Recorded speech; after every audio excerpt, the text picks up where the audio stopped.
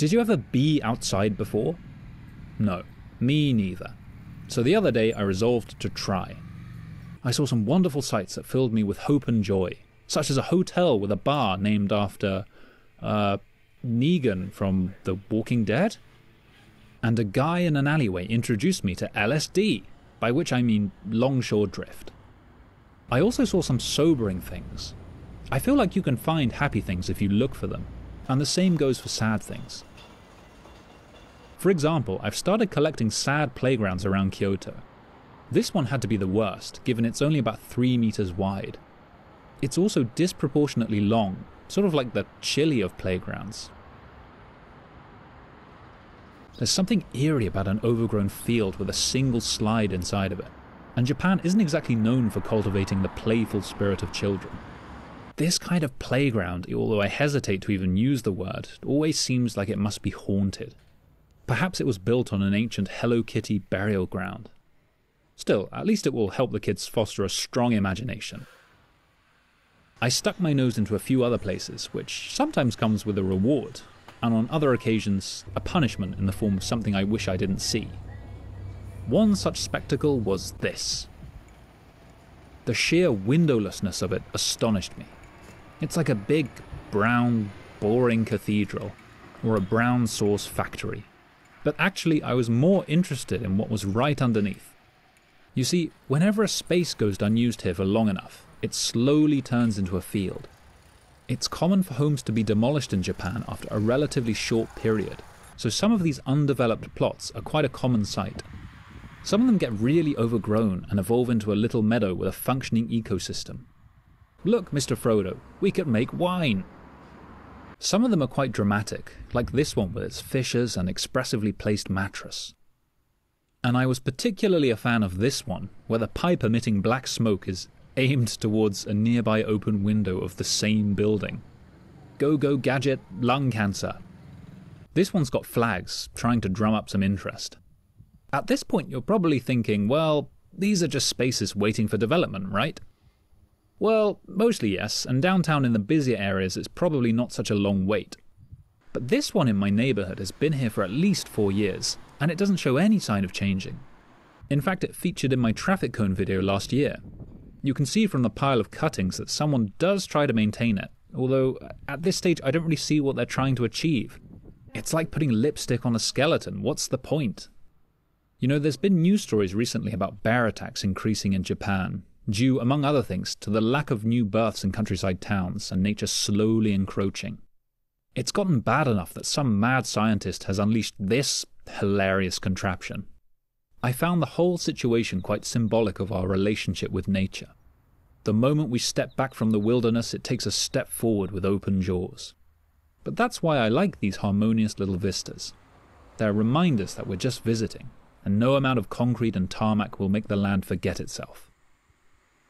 Whoa, whoa, whoa, pause a second. Because this video is sponsored by me. I've been designing a new app called Slop Talk. It's like TikTok, but the videos are all 1 second long so you can consume more content. Plus, I designed it so that every time you try to close the app, a guide dog gets put down. And I can read all of your DMs. And all men apart from me are banned from using it. It's only available on the App Store in Somalia and Niue. But hopefully that will change once Trump is back in charge. Not Donald Trump, I'm talking about Herman Trump. He works for Apple. He owes me one after I lied to the police as to the whereabouts of his wife. Anyway, where were we? Oh yeah, this stuff. Well, I was reminded of something useless I learned at university a few years back. Something called terrain vague. It's a concept regarding abandoned, empty, unproductive areas of the city that are refreshing in their purposelessness. They contrast with the money-grafting optimization of the city that wants to squeeze every penny out of every square inch. Thank God for voids. They give me relief in this era of absurd property prices and landlords milking tenants for all that they're worth. It's nice to look at a shitty field full of old crap and think, no one's making money off of that. There's a great painting by Lucian Freud called Waste Ground, Paddington, depicting a scene like this in my native London. On the one hand, there's the depressing reality of the way people treat parts of their own neighbourhood as a dumping ground. But on the other, I can't ignore how much it resembles an oasis in the desert. This one green bastion holding out against the relentless brickwork. We've all got one of these in our neighbourhood. I've shown you the one near me before, although mine's more of a house. This plant keeps getting cut down, but it doesn't give up.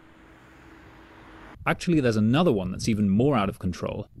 It looks like you'd probably find some treasure in there if you rummaged around long enough, and by treasure I mean tetanus. Now, to be clear, I don't condone what is essentially just fly tipping or littering.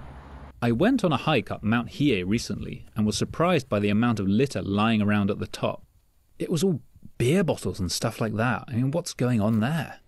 A teddy bear's picnic gone wrong, maybe? Which is the most likely explanation if we go by the number of bear warnings we came across on the climb. That's right, we've gone back to bears.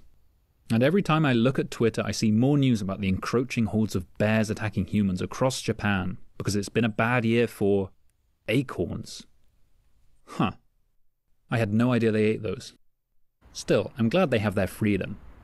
You ever see those thin passages between buildings that are too small to be used for anything but too big to leave open? So you end up with a creepy fenced-off no man's land that beckons you in. Did you ever have an English teacher who kept using the word liminal? Or have you seen those videos about the back rooms? That's what's calling. I do find it odd when I stumble across what is essentially a garden in a cage. Might as well raise some free-range bunny rabbits or something if you're going to go to the trouble. Reminds me of when we went on holiday to the south of France when I was a kid, and there was this house nearby with a bunch of cute bunnies in hutches. Then the next day my sister saw the woman who lived there beating one to death to make dinner. Well, I hope that's what it was, and she wasn't, just angry or something and taking it out on the rabbits. As a boy, I paid a lot more attention to the ground. I was always staring at the floor.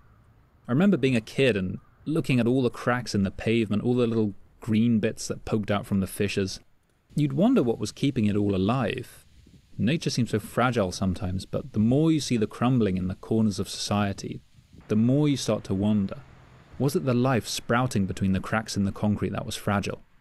Or was it the concrete itself? Anyway, this was a great video to record, because it proves me right on all the other things I ranted about in the past. Superfluous water bottles? Check. Abandoned umbrella? Check. Traffic cone? Check. Bicycle? Oh, hang on, I haven't done a rant about those yet. But that's going on the list. There's some real maniacs on the road here, and nobody wears a helmet to boot. Thanks for watching.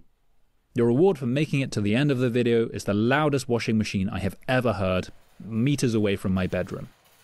Thank you, good night.